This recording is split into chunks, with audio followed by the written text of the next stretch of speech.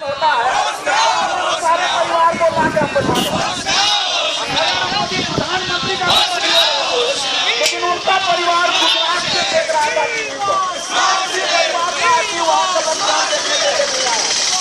नरेंद्र मोदी के परिवार में एक भी राजनीति करने न चाहिए, इसलिए उनका बैंक बैलेंस भी नहीं के बराबर है। उनको पैसा उनको जाकर परिवार नहीं करना है। हाँ पहुँच गए कॉलेज में से बात और देश के लिए ही जाना है। ठीक नहीं मांग रहे नहीं मांगेंगे, नहीं बिल्कुल ठीक मांगने नहीं आए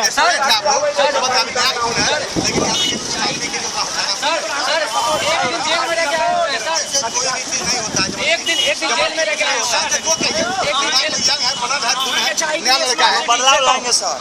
आने चाहिए दरभंगा डेवलप है सोच के साथ